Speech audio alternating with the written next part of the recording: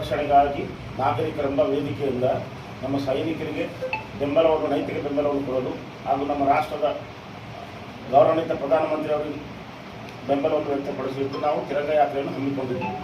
ಅದು ಯಾವ ಥರ ಹಮ್ಮಿಕೊಂಡಿದ್ದೀವಿ ಅಂತಂದರೆ, ನಾವು ಪಕ್ಷಾತೀತವಾಗಿ, ಜಾತ್ಯತೀತವಾಗಿ ಎಲ್ಲ ಕನ್ನಡ ಪರ ಸಂಘಟನೆಗಳು, ದಲಿತ ಪರ ಸಂಘಟನೆಗಳು ಮತ್ತು ಶಾಲೆ ಕಾಲೇಜು ವಿದ್ಯಾರ್ಥಿಗಳು, ಹಮಾಲರ್ ಸಂಘ, ಆಟೋ ಸಂಘ ಮತ್ತು ಇನ್ನಿತರ ವರ್ತಕರ ಸಂಘ ಎಲ್ಲ ಜನರಿಗೆ ನಾವು ಆಹ್ವಾನ ಮಾಡಿದ್ವಿ.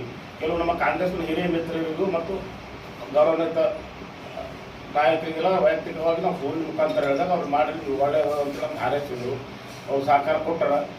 ಅದು ನಿನ್ನೆ ನಾವು ಯಶಸ್ವಿಯಾಗಿ ನಾವು ತಿರಂಗ ಯಾತ್ರೆಯನ್ನು ಮಾಡಿದ್ವಿ. ಈ ತಿರಂಗ ಯಾತ್ರೆಗೆ ನಮ್ಮ ಅತಿಥಿಗಳಾಗಿ ಅವರು ಅದೇ ವಿರೋಧ ಪಕ್ಷದ ನಾಯಕರಂತಲ್ಲ, ಈ ಸಮಿತಿ ಸದಸ್ಯರಾಗಿ ಚಲವಾದಿ ನಾರಾಯಣ ಸ್ವಾಮಿಯವರು ಬಂದಿದ್ದರು. ಅವರು ಬಂದ ಸಲುವಾಗಿ ಇವರಿಗೆ ಹೊಟ್ಟೆ ಊರಾಗಿ ಕೆಲವು ಕಾಂಗ್ರೆಸ್ದವ್ರಿಗೆ ಹೊರಗಿನ ಬಂದಾರೆ ಗುಂಡಗಳೆಲ್ಲ ಕೆಲವು ಜನ. ಯಾಕಂದರೆ ಈ ಕಾರ್ಯಕ್ರಮನ BJPದವರು ಸ್ವಲ್ಪ ನಮ್ಮ ಮುಂಚೂಣಿಯಲ್ಲಿ ನಿಂತು ಮಾಡಿದ್ವಿ. ಇದು ಅದಕ್ಕೆ ಕಾಂಗ್ರೆಸ್ಸಿನ ಕೆಲವು ಗುಂಡಗಳು, ಮರಳ ಮಾಫಿಯಾ, ಲೀಕರ್ ಮಾಫಿಯಾ ಮತ್ತು ರೌಡಿ ಶೀಟರ್ಗಳು ಇವರೆಲ್ಲ ಹೊರಗಿಂದ ಬಂದಾರ.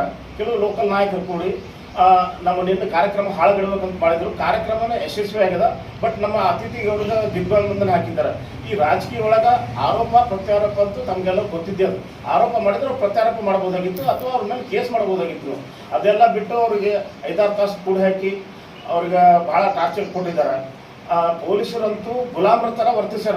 ಅವ್ರು ಆ್ಯಕ್ಚುಲಿ ಪೊಲೀಸರೆಲ್ಲ ಪ್ರಿಯಾಂಗಮಣಿ ಕಾವಲುಗಾರ ಇದ್ದಂಗೆ ಅವರು. ಯಾಕಂತಂದ್ರೆ ಅವ್ರ ಹೆಸರು ಹೇಳಕ್ಕೆ ನಾಚಿಕೆ ಬರ್ತದೆ. ಒಬ್ಬ ಪೊಲೀಸ್ ಅಧಿಕಾರಿ ಅಂತೂ ಪೂರಾ ದುರ್ವರ್ತನೆ ಅವ್ರಿಗೆ. ನಮ್ಮ ಕಾರ್ಯಕರ್ತರಂತೂ ಅವ್ರಿಗೆಲ್ಲ ಈ ಚೀಮಾರಿ ಹಾಕಿದ್ರು ಅವ್ರು ಅಧಿಕಾರಿಗೆ. ಅವ್ರಿಗೆ ಗೊತ್ತಿಲ್ಲ ನನಗೆ, ಅವರು ಹಿರಿಯ ಅಧಿಕಾರಿ ಅವರು ಇಂಥ ದುರ್ವರ್ತನೆ ಮಾಡ್ಯಾರ ಅಂತಂದ್ರೆ ಅವ್ರು ಪೊಲೀಸರು ಇಲಾಖೆಗೆ ಇರ್ಲಕ್ಕೆ ಅವ್ರು ನಾಲ್ಕು ಅದಾರ ಅಂತ ಹೇಳೋದು.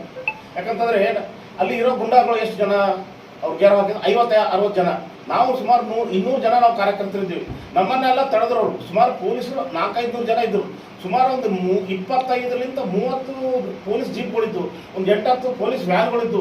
ಜಿಲ್ಲೆಯಲ್ಲಿ ಇರುವಂಥ ಎಲ್ಲ PSIಗಳು, ಎಲ್ಲ ಸರ್ಕಲ್ಗಳು, DSPಗಳು ಮತ್ತು ಅಡಿಷನಲ್ SP ಮತ್ತು SP ಅವರು ಬಂದು ಹೋಗ್ಯಾರ. ಒಬ್ರು ಹೊರಗ್ತಾನೆ ಇಂಥರಂತ ನಮ್ಗೆ ಮಾಹಿತಿ ಅದ.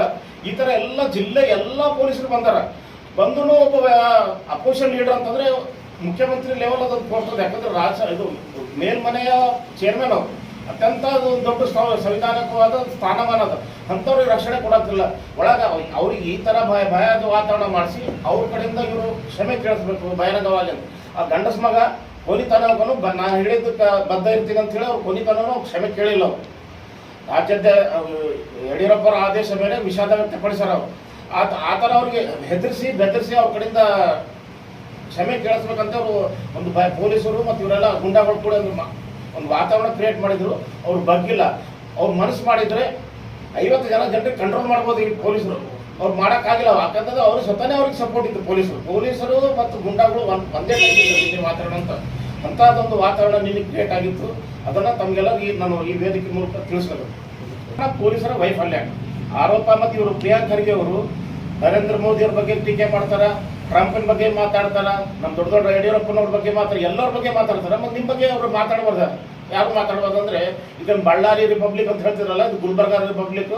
ನಮ್ಮ ದೇಶಕ್ಕೆ ಅಂಬೇಡ್ಕರ್ ಅವರು ಸಂವಿಧಾನ ಬರ್ತಾರೆ, ನಮ್ಮ ಚಿತ್ತಾಪುರ ರಿಪಬ್ಲಿಕ್ ಪ್ರಿಯಾಂಕ್ ಅವರು ಇದ್ರ ಹೊಸ ಸಂವಿಧಾನ ಬರ್ತಾರೆ. ಪೊಲೀಸರು ಅದೇನು ನಿನ್ನೆ ಬರ್ತಾನೆ ನೋಡ್ಬೇಕಾಗಿತ್ತು. ನಮಗೆಲ್ಲ ನಾಲೆಜ್ನಾಗ ಅದ. ಯಾಕಂತಂದರೆ ನೋಡಿರಿ, ನೀವು ಸಮೀಪದಿಂದ ನೋಡಿರಂತ ನನಗೆ ಅನಿಸ್ತು.